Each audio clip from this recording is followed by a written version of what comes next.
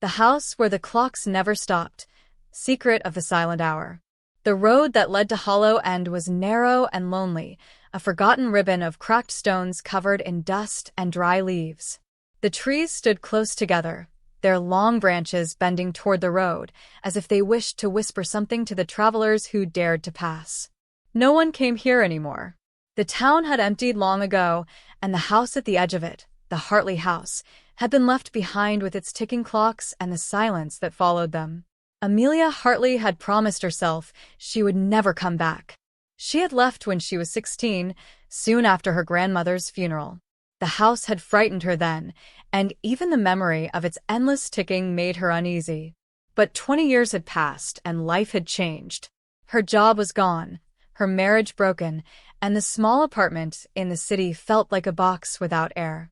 When the lawyer's letter arrived telling her that the house was now hers, she packed what she owned and took the train back to Hollow End. The cab that brought her from the station stopped at the old iron gate. The driver, a man with gray hair and a thin mustache, looked up the path with worry. "I'll drop you here, miss," he said quickly. "I don't go near that house after dark." "Why?" she asked, even though she already knew what he would say. He gave a nervous smile. "Because the clocks never stop there. My grandfather told me so. Even when the town clock broke, even when every watch in Hollow End froze, the Hartley clocks kept ticking. That's not natural." He placed her suitcase beside her, tipped his hat, and drove away. Amelia stood alone, the evening sun dipping low behind the trees. The house waited at the top of the hill, its windows glinting with orange light. She could almost feel it breathing. The path was overgrown with weeds. Every step stirred the smell of old earth and rain. The iron gate squeaked when she pushed it open, and the sound echoed faintly, like a small voice lost among many others. As she climbed the hill, the wind grew colder. By the time she reached the porch, night had begun to rise from the ground. The front door was unlocked. She touched the brass handle and paused. A memory flashed through her mind, her grandmother's hand guiding hers as a child, turning the same handle while saying, "Time keeps us safe, my dear. As long as the clocks tick, the world remembers us." Inside, the air smelled of dust, wood, and metal. The entrance hall was lined with tall clocks, grandfather clocks, wall clocks, mantel clocks, all of them gleaming under a layer of age. They ticked in perfect rhythm, 1,000 small hearts beating together. The sound was soft but powerful, filling the air like a pulse. Amelia felt dizzy for a moment. "Hello," she called. "Is anyone here?" Only the clocks answered, their hands sliding forward in harmony. She placed her suitcase on the floor and walked farther in. Everything was just as she remembered. The red carpet faded by years of footsteps, the portraits of her ancestors watching from the walls, and the chandelier above her head holding its dust like frost. Time had changed nothing here. She wandered through the rooms, touching the furniture gently. The kitchen smelled faintly of tea leaves, and a single cup sat on the counter as if someone had just used it. Upstairs, her grandmother's bedroom door stood half open. Amelia hesitated before stepping in. The bed was neatly made, the curtains drawn, and on the dresser lay a silver pocket watch still ticking. She picked it up and read the inscription on the back. "For Clara Hartley, keeper of hours." Her grandmother's name. The watch was warm in her hand. When she looked up, she saw movement in the mirror across the room. For a second, she thought she saw a figure, a woman with white hair and kind eyes, but when she turned, there was no one. The house was silent except for the ticking. A soft whisper drifted down from upstairs. "You came back, Amelia." Her heart froze. The voice was familiar, impossibly so. It belonged to her grandmother. She spun around, but the hallway was empty. Only the clock spoke. She forced a laugh, though her throat felt dry. "Just my imagination," she said aloud. But even as she said it, a chill ran through her bones. The house seemed to be listening. That night Amelia could not sleep. She lit a candle and sat by the old study window. Outside, the trees swayed slowly under the moonlight, their shadows moving like dark rivers. The clocks ticked on, surrounding her with their endless rhythm. It was strangely calming at first, like being rocked to sleep by time itself. But as the hours passed, the sound grew heavier, louder, until it was all she could hear. On the desk lay her grandmother's leather-bound journal. The pages were yellowed but still strong. She opened it carefully. Most of the entries were written in a neat hand, notes about clock repairs, village gossip, and family matters. But the final entry stopped her breath. The silent hour approaches. The clocks are restless. When the 13th chime sounds, the truth will wake. I must prepare the house. Amelia frowned.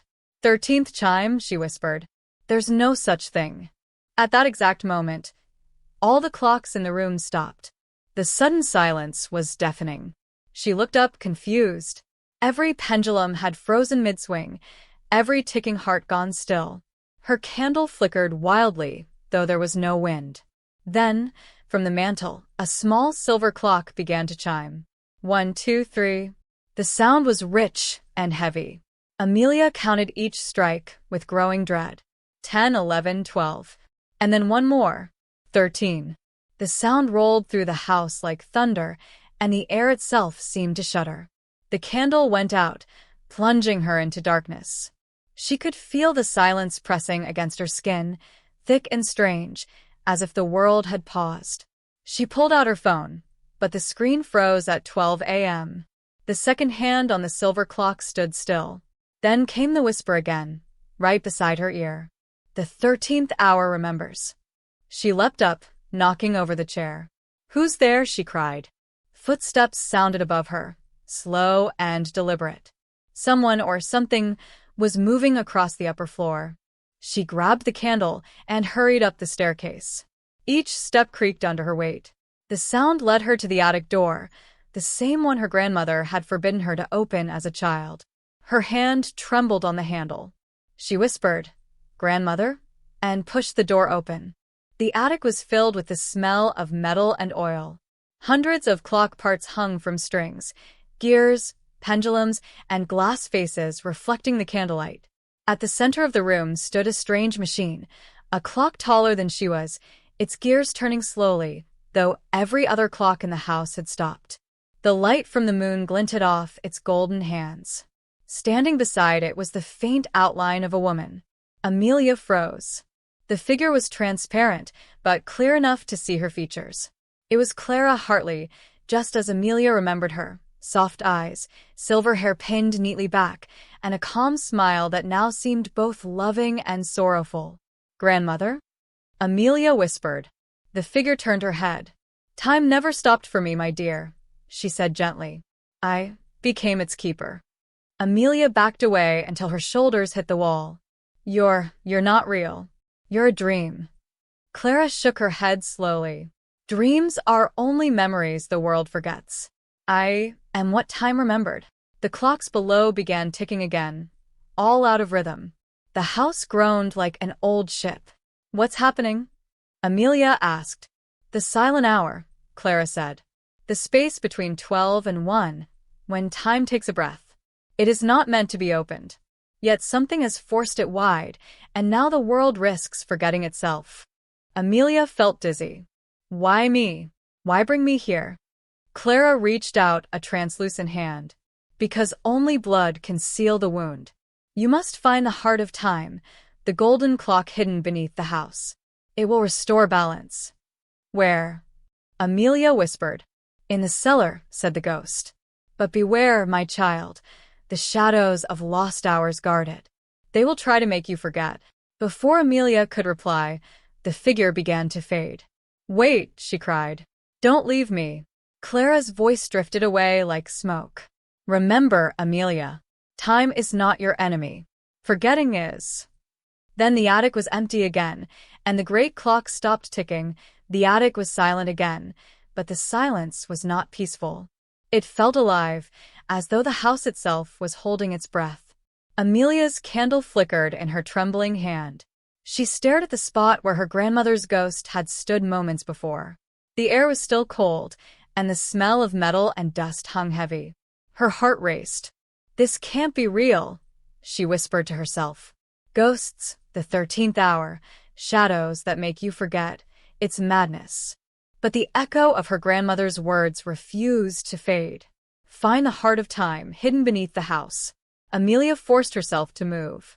She descended the stairs carefully, her candlelight throwing long shadows along the walls. The ticking of the clocks had returned, but something was wrong. The rhythm was uneven now. Some clocks ticked forward, others backward, and a few skipped beats entirely. The air pulsed like a broken heart. Downstairs, she noticed something strange. The paintings on the walls had changed. Faces that had once looked calm and stern now appeared worried, their painted eyes following her as she passed. One portrait, a man in an old suit with a golden watch, seemed to be whispering softly. She leaned closer, but the sound came not from his lips, but from the clock beneath the painting. Tick-tock, hurry, stop the clock. She stepped back, chills crawling down her spine. The house was speaking in riddles now. In the kitchen, the air felt heavy. She poured herself a glass of water, her hands shaking. The pipes groaned as if reluctant to let the water flow. As she raised the glass to her lips, a drop of something dark fell into it from above. She looked up. The ceiling was wet. Not with water, something darker, like old oil. It dripped in slow, steady beats. She wiped her hand across the table and realized it wasn't oil, it was clock grease. The entire house was bleeding it. A wave of nausea passed over her.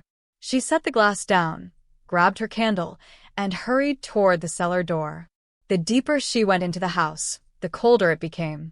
The air was thick with whispers, too faint to make sense of, but close enough to feel them brushing against her ears. The cellar door was locked. She pulled at the handle, but it wouldn't move.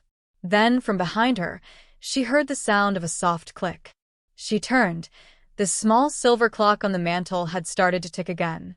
Its second hand spun faster and faster, until it stopped exactly at 12.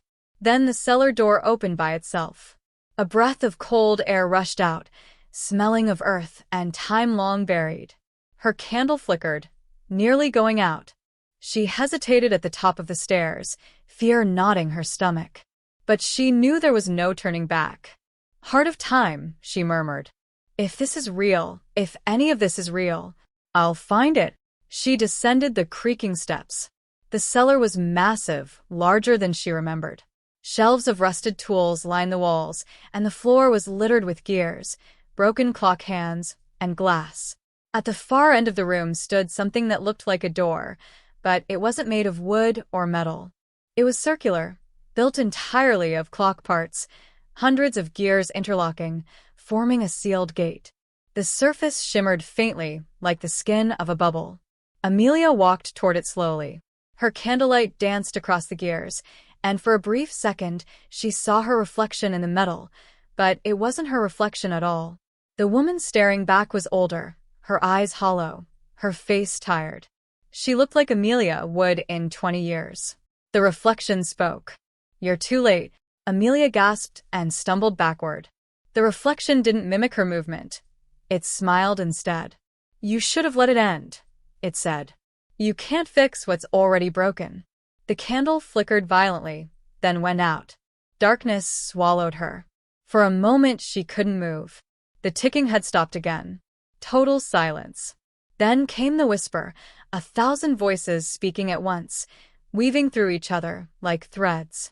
"Time remembers everything you tried to forget." Amelia pressed her hands over her ears, shaking her head. "Stop. Please stop." The voices only grew louder. Faces began to appear in the shadows, faces she knew. Her mother, her father, her younger self.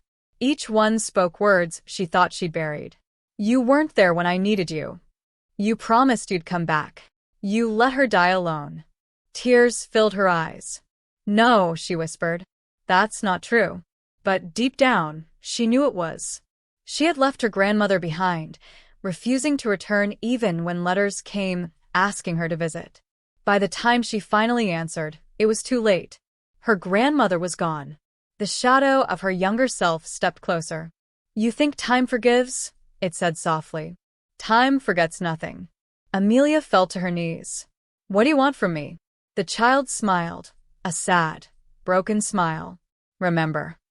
Then all at once, the darkness lifted. The candle flared to life again, though she hadn't touched it. The reflection was gone, and the strange circular gate now glowed faintly gold. At its center was a keyhole shaped like a sun. The words around it were written in old script, half-faded but still readable. Only memory unlocks the hour that was lost. She reached for the keyhole instinctively and felt something cold in her pocket. She pulled it out. It was the silver pocket watch from her grandmother's room. Its ticking was steady now, almost gentle. She hesitated, then pressed the watch into the keyhole. It fit perfectly. A soft click echoed through the cellar, followed by a slow hum. The gears began to move. The circular gate spun once, twice, then opened inward like a door into another world. Golden light spilled out, warm and blinding. The air shimmered, as if filled with sand made of light. She stepped forward, and the world shifted beneath her feet. The cellar dissolved into a vast open space filled with gears the size of towers and rivers of liquid light flowing between them. Each gear turned with a steady rhythm, echoing the heartbeat of the universe. This was not just a room beneath her house. It was something far beyond time itself. Amelia whispered, "Where am I?" A familiar voice answered from behind her. "At the center of what you are meant to protect." She turned. Her grandmother stood there again, more solid now, glowing faintly. She smiled kindly, though sadness lingered in her eyes. "This is the heart of time," Clara said. "Every second that ever existed flows through this place. Every heartbeat, every laugh, every tear. It is what keeps the world turning." Amelia looked around in awe. "It's beautiful." "It is fragile," Clara replied. "Something is trying to steal its power, to make the world forget itself. And if that happens, time will collapse into silence forever." Amelia swallowed hard. "The shadow I saw in the cellar. It said I was too late." Clara nodded slowly. "The shadow of lost hours. It is born from regret. Yours, mine, everyone's. It feeds on forgotten moments, on things people wish they could change. It has been growing since I died, and now it seeks to erase the 13th hour completely." Amelia looked down at her hands. "Then how do I stop it?" Clara stepped closer, her form flickering slightly. "You must remember, child. You must face the moments you've tried to forget. Time heals when it is remembered, not buried. Only then can the heart be restored." Amelia's throat tightened. "And if I fail?" Clara's voice grew softer. "Then time will end, not in fire or destruction, but in silence. No ticking, no memory, no you." The ground beneath them trembled. The gears groaned, and cracks of darkness spread through the rivers of light. "It's coming," Clara said urgently. "The shadow is near. You must be ready." Amelia nodded, fear and determination mixing in her chest. "I'll do whatever it takes." Her grandmother smiled faintly. "Then there is still hope. Remember who you are, and time will remember too." The light around them flared, and for a brief moment, Amelia saw everything. Every second of her life, every choice, every loss. Then the vision shattered, and she was standing alone again. Behind her, a whisper rose from the darkness, deep and cold. "You can't stop what's already forgotten." The voice came from everywhere at once, deep, cold, and echoing through the vast chamber of light. Amelia turned sharply, searching for its source. The golden glow of the heart of time began to fade as a creeping darkness spread across the gears and rivers of light. The ticking that had filled the air started to slow, dragging down like a dying heartbeat. Out of the darkness, a shape began to form. It wasn't solid, more like a shifting mist, woven together from broken gears and fragments of shattered clock faces. Within its smoky body, Amelia could see glimpses of moments, people's faces, fleeting smiles, tears, arguments, all flickering like broken memories. "You," the voice whispered. "You open the gate." Amelia took a step back. "Who are you?" The shadow's form rippled. Its voice became many voices, young, old, male, female, all speaking at once. "We are everything time forgot. Every moment you wished away. Every second lost to regret. The air grew heavy. The golden rivers around her dimmed until they were barely glowing threads. Amelia could feel her chest tighten as the air turned cold. "You're the shadow of lost hours," she said quietly. The shadow laughed, a low, bitter sound. "Names mean nothing here. You humans built them to make sense of what you can't control. But tell me, Amelia Hartley, what did you think time would forgive?" She shook her head. "I don't owe you anything." "Oh, but you do," the shadow said softly. Its voice took on her own tone, her exact voice. "You left her. You ran from this house. You promised to return, and you never did. She waited for you every day until the clock stopped." Amelia's heart pounded. "Stop it." The shadow stepped closer, its shape swirling into a tall figure that almost looked human. "You can't silence the truth. Time remembers, even when you try not to." It extended one smoky arm, and where its hand should have been, a dozen clock hands spun wildly. "Do you remember the night she died?" The golden floor beneath Amelia's feet rippled, and suddenly, she wasn't in the clock chamber anymore. She stood in her old city apartment, but not as she remembered it. The room was dark, the air cold. On the table, her phone buzzed endlessly. The caller ID read, "Grandmother Clara." Amelia watched herself, a younger version, sitting on the couch, ignoring the call. She heard herself say, "Not tonight, Grandma. I can't deal with your strange stories right now." The ringing stopped. The room fell silent. Then came the next sound, a single tick, and another. The walls around her melted back into the golden clockwork world. The shadow loomed over her. "She called you one last time, but you were too busy living in the seconds you thought mattered more." Tears burned her eyes. "I was young. I didn't understand." The shadow's many voices whispered together. "Time forgives no one. It remembers." The gears above her began to shake violently. Pieces of clockwork fell like shards of glass. Amelia stumbled backward, clutching her chest. Her grandmother's words echoed in her mind. "You must remember, child.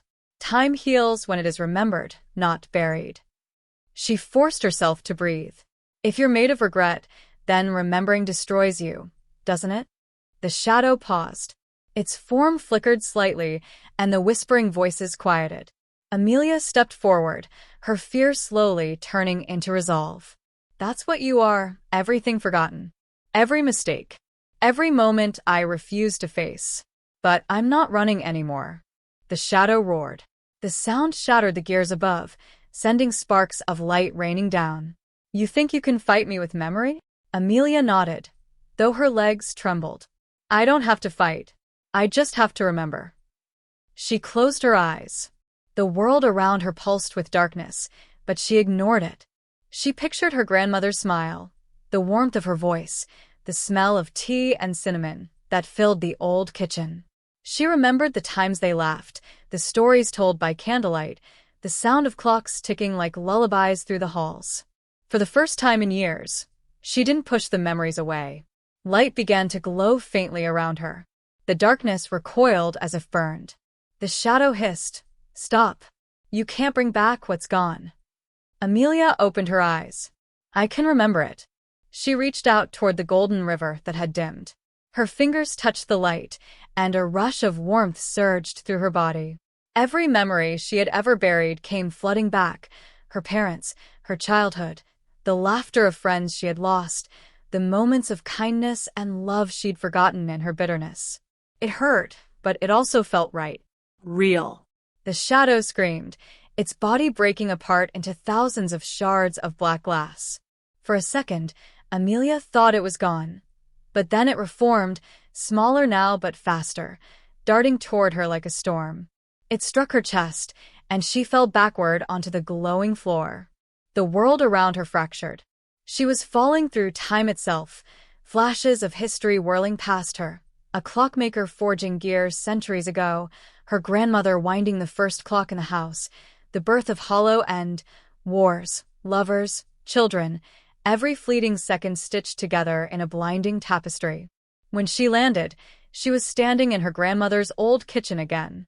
The fire was burning, tea steaming on the table. And there, sitting by the window, was Clara, alive, smiling softly. "Grandmother?" Amelia whispered. Clara looked up, her eyes kind. "Ah, you've found your way back." Amelia's lips trembled. "I saw everything. The shadow showed me what I did wrong." Clara nodded. "We all make mistakes, child. Time is not about erasing them. It's about carrying them forward, so they don't repeat." "But I hurt you," Amelia said. "You waited for me." Clara reached across the table and touched her hand. Her touch was warm, alive. "I waited because I knew you'd come. The heart of time always finds its keeper again." Amelia frowned. "Keeper?" Clara smiled. "Every generation, one Hartley must guard the 13th hour, the space between moments. It is not a curse, my dear. It is a promise that someone will always remember when the rest of the world forgets." Amelia looked down at the silver watch in her hand. It was glowing faintly. "So this is why the clocks never stopped." "Yes," Clara said softly, "because I never stopped waiting. And now it's your turn." The kitchen began to fade, the warmth slipping away. Clara's face grew faint, like mist under sunlight. "You must finish what I started. The shadow still clings to the last second of the silent hour. Go to the heart and turn the clock." Amelia reached out. "Don't leave me again." Clara's voice echoed gently. "I never left. I am in every tick, every breath of this house. Remember me, and I will always be near." Then she was gone. Amelia found herself standing once again in the heart of the golden clockwork world. The shadow was smaller now, writhing near the center gear like smoke trying to escape a flame. The golden rivers had begun to flow again, though cracks of darkness still bled through them. She could hear the ticking returning, growing faster and louder. But she knew it wasn't safe yet. The heart of time still glowed weakly, its hands frozen at the 13th hour. Amelia took a deep breath. "I'm not afraid anymore," she said aloud. Her voice echoed through the endless space. "You can't steal what I've chosen to remember." The shadow let out one final scream and lunged at her. She held the silver watch tightly and thrust it into the heart center. The world exploded in light. The gears turned once, twice, then began to spin freely again. The ticking became a song, steady, calm, alive. The shadow's scream faded into silence. Amelia stood in the blinding light, tears on her face.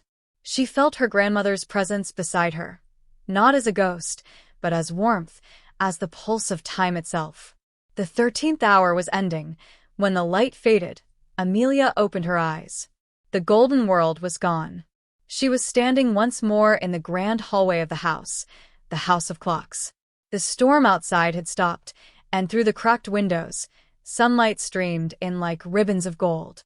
Dust floated gently in the air, glowing like tiny stars. For the first time since she had arrived, every clock in the house was still. No ticking, no echo, only silence. And yet it was not an empty silence. It felt calm, almost sacred, like the moment just before dawn. Amelia walked slowly through the hall. The walls no longer groaned, the air no longer felt heavy. The shadows that had lingered in the corners had vanished. She looked around at the clocks, tall and small, brass and glass, all frozen at the same time. 12:59, the silent hour. She touched the nearest clock, her fingers brushing the smooth wooden surface. "It's over," she whispered.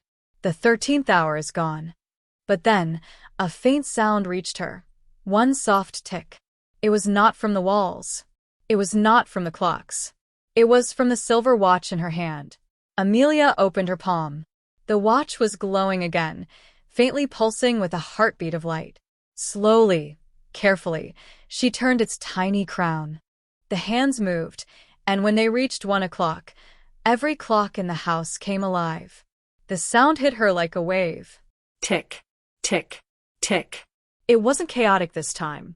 It was music, thousands of different clocks ticking together in perfect rhythm. The house seemed to breathe again. Curtains fluttered gently as though the building itself had exhaled after centuries of holding its breath. Tears filled Amelia's eyes. She smiled. "You did it, Grandma. You waited long enough." As she turned toward the grand staircase, she noticed something new. The portraits that had once hung cracked and faded on the walls were now clear and vibrant. In each frame, faces she had never seen before smiled back, generations of the Hartley family, each with a silver watch in their hands. At the very end of the row hung the newest portrait. It was of her, standing in the clock hall, holding the heart of time, painted as if she had always been there. Amelia reached out to touch it, and the air shimmered faintly. The whisper of her grandmother's voice floated to her ear. "The house remembers, my dear. And now, so will you." She closed her eyes, letting the warmth fill her heart. For the first time in years, she felt peace. The return of time. The following morning, the townspeople of Hollow End noticed something strange. The sun rose exactly 1 minute earlier than it ever had before. The church bells that had been silent for decades began to chime again, their sound echoing over the hills. The people came out of their houses, confused but smiling. They said the air felt lighter, fresher, as if the whole town had woken from a long sleep. They didn't know why. They didn't remember the night the clock stopped. But they could feel something new in their bones, a quiet joy, a forgotten rhythm. Amelia stood at the window of the old house, watching them from afar.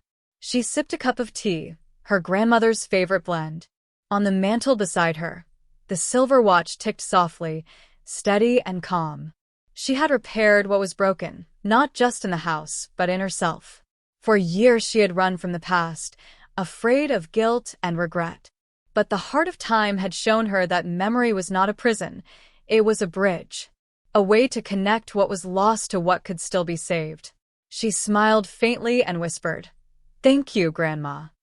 A soft voice, gentle as wind, seemed to answer her. Time never leaves those who listen. The letter in the drawer. Later that day, Amelia began to clean the house.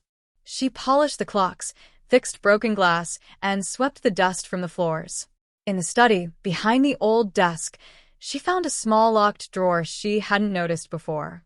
Inside lay an old letter sealed with wax. The seal was marked with a familiar symbol, a clock hand pointing at 13. Amelia broke the seal and unfolded the letter. The handwriting was delicate, looping, and unmistakably her grandmother's.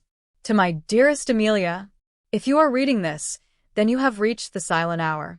You have seen what time hides and what memory heals. I could not walk beyond the 13th hour, but I knew you would. Every Hartley must face the shadow once in their lifetime, not to defeat it, but to forgive it. The clocks never stopped because love never does. Time, my child, is not the enemy.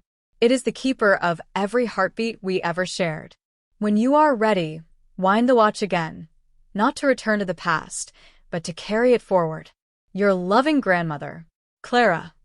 Amelia pressed the letter to her chest. For a long moment, she didn't move.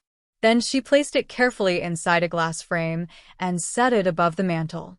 Outside, the sunlight touched the house in warm gold. The keeper of the silent hour. Years passed, and the house of clocks became alive again. Travelers came to Hollow End, drawn by the strange stories, how every clock in one old house ticked perfectly in time, never fast, never late. Some said it was haunted. Others said it was blessed. Amelia never corrected them. She just smiled and offered tea to anyone who visited. She repaired old watches for townsfolk, helped children learn how gears worked, and told stories about her grandmother and the meaning of time. But at night, when the world slept, she walked through the halls alone, listening to the steady ticking that filled the air like a lullaby. Each tick reminded her that she was no longer running. She was keeping. And somewhere deep inside the walls, behind the golden gears and shining mirrors, the faint echo of a second voice still ticked beside hers, gentle, proud, eternal. Epilogue. The silent hour returns. One autumn night, years later, a storm rolled through Hollow End again. The thunder shook the earth, and lightning flashed across the sky. Amelia, now older, sat in her study, the silver watch glowing faintly on the desk before her. Its hands had stopped, right at 12:59. She smiled, knowing what it meant. The 13th hour was calling again. She picked up the watch, held it against her heart, and whispered, "It's time." The air around her shimmered with golden dust. The clocks all over the house slowed, and then fell silent, every single one frozen in perfect stillness. Then, from the walls, from the heart of the house, came a soft and familiar voice. "Welcome back, keeper of the silent hour." The light filled the house once more, warm, endless, and beautiful. And the house of clocks began to tick again.